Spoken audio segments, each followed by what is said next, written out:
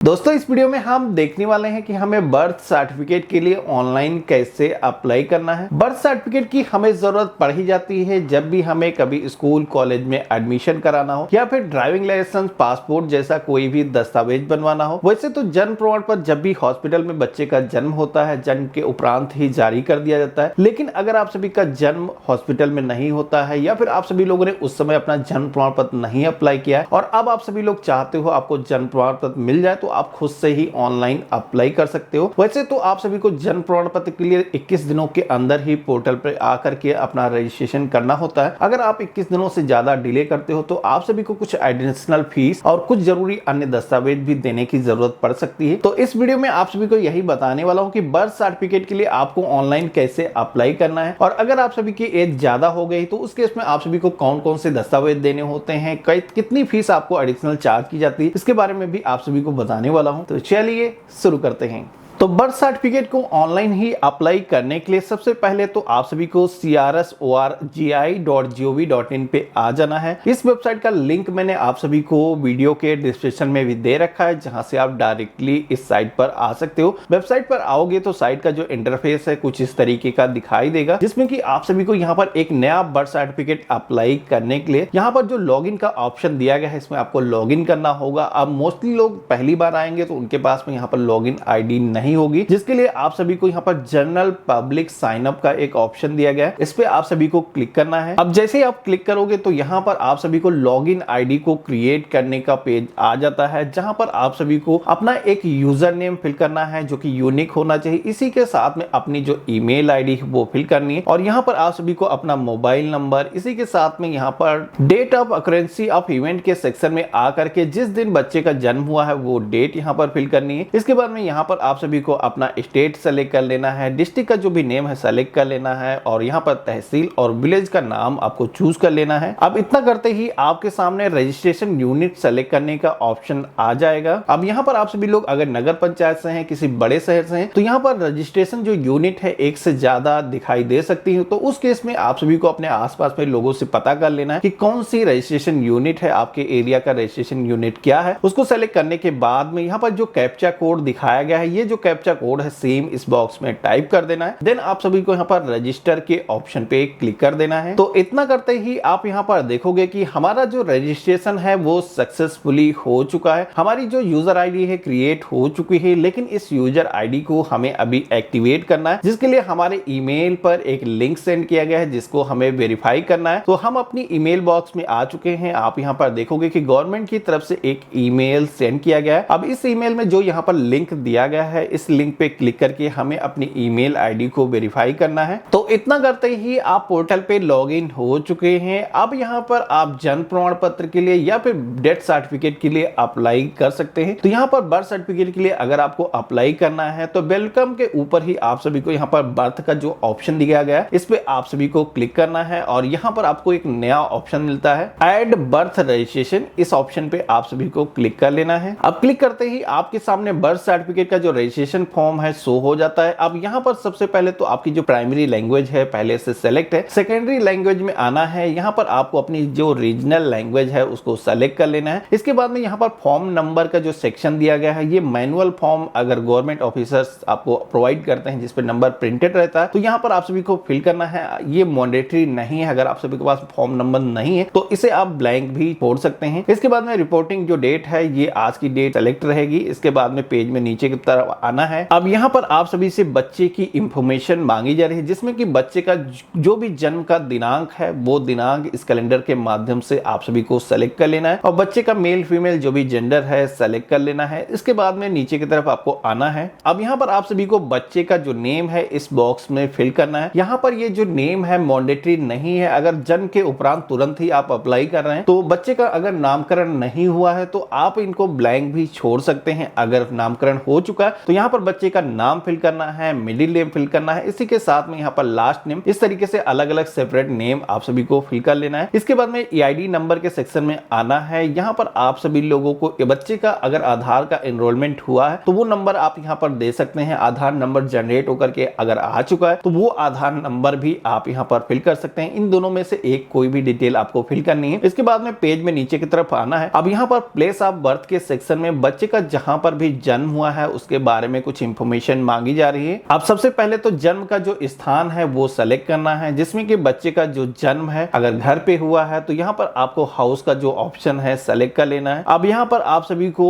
अपना जो घर का पता है जहां पर भी बच्चे का जन्म हुआ है वो यहाँ पर आप सभी के ID प्रूफ पर जिस तरीके से होता है सेम यहाँ पर आप सभी को फिल कर देना है। सबसे पहले तो बिल्डिंग का जो नेम है, हाउस नंबर है, और उसके बाद में स्ट्रीट लेन का नाम यहाँ पर फिल कर देना है, और इसी के साथ में यहाँ पर पोस्ट ऑफिस, और यहाँ पर आप सभी को अपना स्टेट और डिस्ट्रिक्ट को चूज कर लेना है। इसके बाद में सब डिस्ट्रिक्ट यानी कि तहसील को सेलेक्ट कर लेना है, और यहाँ पर आपको अपने विलेज का नाम चूज कर लेना है। पिन कोड यहाँ पर इस बॉक्स में फिल कर देना है। अब जन्म स्थान को फिल करने के बाद में नेक्स्ट सेक्शन आता है जहां पर आप सभी को बच्चे के फादर की इंफॉर्मेशन को फिल करना है। अब यहाँ पर फादर का जो फर्स्ट नेम है इस बॉक्स में फिल करना है, मिडिल नेम, लास्ट नेम, जिस तरीके से हमने बच्चे का नेम फिल किया उसी तरीके से अलग अलग सेक्शन में फिल कर लेना है। रीजनल लैंग्वेज में भी आप सभी को पेरेंट का नाम फिल कर देना है। यहाँ पर फादर का जो आधार नंबर है फिल कर देना है। ईमेल ID इस बॉक्स में फिल कर देना है। यहाँ पर आप सभी को फादर का जो मोबाइल नंबर है फिल कर देना है। अब फादर का नेम फिल करने के बाद में नीचे के सेक्शन में आपको मदर की डिटेल्स को फिल करना है। यहाँ पर first name, middle name, last name, इसी के साथ में रीजनल लैंग्वेज में माँ का नाम फिल कर देना है। Aadhaar number, email ID, mobile number fill कर लेना है। इसके बाद में पेज में नीचे की तरफ आओगे। अब नेक्स्ट ऑप्शन आता है जहां पर आप सभी को बच्चे के जन्म के समय माता पिता का जो पता था वो यहाँ पर फिल करना है, जिसमें कि यहाँ पर आप सभी लोग हाउस और बिल्डिंग का नेम यहाँ फिल करेंगे, स्ट्रीट का नेम फिल कर देंगे। इसी के साथ में जिस तरीके से आपके ID प्रूफ पर एड्रेस होता है सेम उसी तरीके से यहाँ पर फिल कर लेना है। यहाँ पर पोस्ट ऑफिस को चूज कर लेना है, स्टेट और डिस्ट्रिक्ट का सिलेक्शन कर लेना है, और सब डिस्ट्रिक्ट के सेक्शन में तहसील का नाम चूज कर लेना है, और यहाँ पर आपको विलेज या फिर अपने शहर का नाम चूज कर लेना है, और यहाँ पर आप सभी को अपना जो पिन कोड है फिल कर देना है। ये जो पता है आप सभी की जो ID प्रूफ पर पता है उससे डिफरेंट भी हो सकता है, क्योंकि बच्चे का जब जन्म हुआ है उसके बारे में वर्तमान पते के बारे में पूछा जा रहा है। तो अगर बच्चे के माता पिता काम के दौरान किसी दूसरे शहर में थे तो वहां का ही एड्रेस यहाँ पर फिल कर सकते हैं। अब नेक्स्ट सेक्शन आता है जहां पर आप सभी से माता पिता का जो स्थायी पता है यहाँ पर आप सभी को वो एड्रेस फिल करना है जो एड्रेस माता पिता का स्थायी है, जो उनके ID प्रूफ पर प्रिंट है। तो यहाँ पर जिस तरीके से आप सभी लोगों ने करंट एड्रेस को फिल किया उसी तरीके से परमानेंट एड्रेस को यहाँ पर फिल कर देना है। इसके बाद में नीचे की तरफ आना है। पेरेंट का परमानेंट एड्रेस फिल करने के बाद में नेक्स्ट ऑप्शन आता है सूचना दाता का, जिसमें कि ये जो फॉर्म है जो भी फिल कर रहा है उसकी डिटेल्स को यहाँ पर देना है, जिसमें कि आप देखोगे कि यहाँ पर यूजर नेम पहले से ही फिल है तो यहाँ पर इसे फिल रहने देना है, और यहाँ पर जो आप सभी का जो एड्रेस आपने ऊपर फिल किया है और वही एड्रेस जो फॉर्म को फिल कर रहा है उसका ही है, यानी कि माता पिता जो भी फिल कर रहा है उसका भी है। तो यहाँ पर आप सभी को एक ऑप्शन दिया गया है टिक करने का, please check information address same as permanent address. तो इस ऑप्शन पे क्लिक कर देना है। तो आप यहाँ पर देखोगे कि आपका जो एड्रेस है ऊपर से ऑटोमेटिक यहाँ पर आ जाएगा, जिसके बाद में आप सभी को सेव के ऑप्शन पे क्लिक कर देना है। अब सेव पे ऑप्शन पे क्लिक करते ही आपका जो फर्स्ट पेज है वो सेव हो चुका है। इसी के साथ में आप सभी के सामने सेकंड पेज आता है, जिसमें कि यहाँ पर आप देखोगे माँ का निवास का शहर की इंफॉर्मेशन मांगी जा रही है, जिसमें कि यहाँ पर माता का जो भी एड्रेस है निवास का वो यहाँ पर आपको फिल करना है। सबसे पहले स्टेट और यहाँ पर शहर का नाम चूज कर लेना है। इसके बाद में टाउन विलेज जो भी है चूज कर लेना है, और यहाँ पर आप सभी को वो जो है गांव का नाम चूज कर लेना है। अब नेक्स्ट ऑप्शन आता है जहां पर आप देखोगे फादर और मदर की जो भी एजुकेशन क्वालिफिकेशन है उसके बारे में पूछा जाता है। तो यहाँ पर जो भी एजुकेशन है यहाँ पर चूज कर लेना है। अगर अशिक्षित है तो यहाँ पर अशिक्षित का भी ऑप्शन दिया गया है। इसी के साथ में फादर मदर का जो भी ऑक्यूपेशन है, जो बिजनेस है, अगर गृहिणी है तो हाउस वाइफ का भी यहाँ पर ऑप्शन दिया गया है। तो यहाँ पर जो भी हस्बैंड काम करता है यहाँ पर सेलेक्ट कर लेना है। इसी के साथ में माँ अगर गृहिणी है तो यहाँ पर हाउस वाइफ का जो ऑप्शन दिया गया है उसको चूज कर लेना है। अब यहाँ पर ऑक्यूपेशन डिटेल्स को फिल करने के बाद में नीचे की तरफ आप देखोगे तो कुछ अदर इंफॉर्मेशन भी आप सभी से मांगी जा रही है, जिसमें कि यहाँ पर आप सभी को बताना है कि माँ की एज क्या थी जब उसकी शादी हुई थी। तो यहाँ पर एज, शादी के टाइम जो भी उनकी एज थी फिल कर देना है। इसी के साथ में बच्चे का जो है जब जन्म हुआ है उस समय माँ की क्या एज थी यहाँ पर आप सभी को फिल करना है। और यहाँ पर आप सभी को बताना है कि इस बच्चे के अलावा इससे पहले कोई भी बच्चे थे उस माँ के, तो यहाँ पर आप सभी को फिल करना है। और यहाँ पर आप सभी को बताना है डिलीवरी अटेंशन टाइप, कि बच्चे का जो जन्म है वो किस मेथड से हुआ है, जिसमें कि यहाँ पर अगर किसी भी हॉस्पिटल में हुआ है तो यहाँ पर आपको चूज करना है, या फिर रिश्तेदार के पास में हुआ है, या फिर परंपरागत तरीके से बच्चे का जन्म हुआ है तो यहाँ यहाँ पर आपको सिलेक्शन कर लेना है। इसी के साथ में डिलीवरी मेथड यहाँ पर सेलेक्ट करना है, जिसमें कि अगर नॉर्मल डिलीवरी हुई है या फिर हॉस्पिटल में डिलीवरी हुई है तो यहाँ पर आप सभी को सेलेक्ट करना है। इसके बाद में बच्चे का जो है जन्म के समय में कितना वेट था यहाँ पर फिल कर देना है। इसके बाद में बच्चे की माँ की जो भी जितने दिनों की प्रेगनेंसी थी जन्म के समय पर वो यहाँ पर आप सभी को फिल कर देना है। यहाँ पर आप सभी को ध्यान रखना है ये जो इंफॉर्मेशन है हफ्तों में फिल करनी है, यानी कि वीक्स में यहाँ पर इंफॉर्मेशन को फिल करनी है। अब नीचे की तरफ आप देखोगे तो यहाँ पर फॉर्म हमने पूरी तरीके से फिल कर लिया है। अब यहाँ पर आप सभी से एक रिपोर्टिंग फॉर्म मांगा जा रहा है, जो कि रिपोर्टिंग फॉर्म आप सभी को मैनुअल अपने हाथों से फिल करना होता है। अब ये जो फॉर्म है आप सभी को मैं वीडियो डिस्क्रिप्शन में या अटैचमेंट आप सभी को दे दूंगा। अब ये जो फॉर्म है जो भी आप सभी को बच्चे की इंफॉर्मेशन है बर्थ के समय पर, वो सारी इंफॉर्मेशन इस फॉर्म पर आप सभी को फिल करनी है और यहाँ पर आप सभी को अपने सिग्नेचर करने हैं। यहाँ पर आप सभी को अपलोड कर देना है। यहाँ पर ये जो फाइल है आप पीडीएफ फॉर्मेट में अपलोड करेंगे। इसके बाद में नीचे की तरफ आना है। यहाँ पर आप सभी को रिमार्क के सेक्शन में कुछ भी रिमार्क अगर आप देना चाहें तो यहाँ पर फिल कर सकते हैं। अदरवाइज आप सभी को यहाँ पर सेव का जो ऑप्शन दिया गया है इस पे आप सभी को क्लिक कर देना है। अब सेव के ऑप्शन पे क्लिक करते ही आप यहाँ पर देखोगे मेरा जो फॉर्म है वो सबमिट हो चुका है, लेकिन हम इसी के साथ में पोर्टल से भी लॉग आउट हो चुके हैं। अब हम दोबारा से यहाँ पर लॉग इन करेंगे अपनी स्लिप को प्रिंट करने के लिए। अब दोबारा से लॉग इन हो करके यहाँ पर हमें एक ऑप्शन दिखाई देगा इनकम्प्लीट रजिस्ट्रेशन फॉर्म, इस ऑप्शन पे हम क्लिक करेंगे। अब इतना करते ही आप यहाँ पर देखोगे कि हमारा जो रजिस्ट्रेशन है वो सक्सेसफुली हो चुका है। हमारे सामने एक पीडीएफ फॉर्म जनरेट होकर के आ चुका है। अभी जो पीडीएफ फॉर्म आप सभी को दिया गया है इस पीडीएफ फॉर्म को आप सभी को प्रिंट कर लेना है और इसके साथ में आप सभी के जो भी दस्तावेज हैं वो आधार कार्ड माता पिता का सेलेक्ट कर लेना है और आप सभी को बच्चे के जो भी डॉक्यूमेंट हैं जच्चा बच्चा टीकाकरण कार्ड वो सारे डॉक्यूमेंट आप सभी को अटैच कर लेने हैं इस फॉर्म के साथ में और इस फॉर्म को आप सभी को सबमिट करना है बर्थ डेट रजिस्ट्रार के पास में, जो कि अगर आप सभी लोग ग्रामीण क्षेत्र से हैं तो आप सभी को ये जो ऑफिसर्स हैं आपके ब्लॉक में मिल जाते हैं। आप सभी को यहाँ पर उनका जो एड्रेस है दिया गया है। इसी के साथ में अगर आप नगरीय क्षेत्र से हैं तो आप सभी को ये जो ऑफिसर्स हैं आपको नगर पंचायत में मिल जाते हैं, आप सभी को नगर निगम के ऑफिस में मिल जाते हैं। तो वहां पर आप सभी को जाकर के ये फॉर्म सबमिट करना है। फॉर्म को सबमिट करने के बाद में करीब 15 दिनों के अंदर आप सभी का जो बर्थ सर्टिफिकेट है आपको इशू हो जाता है, जिसका आप सभी को एसएमएस भी मिल जाता है। इसी के साथ में आप सभी का जो बर्थ सर्टिफिकेट है आपको ईमेल पर प्राप्त हो जाता है, जिसे आप प्रिंट करके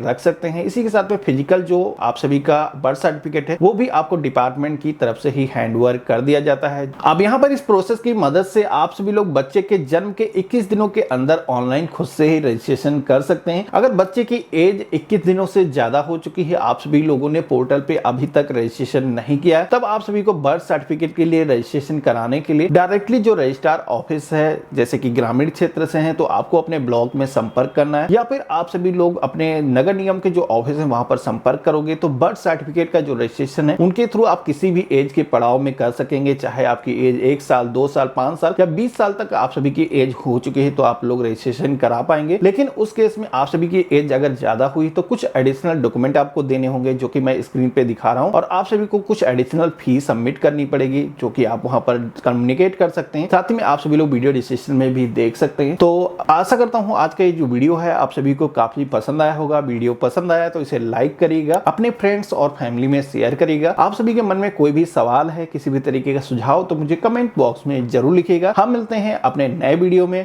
तब तक के लिए गुड बाय, जय हिंद।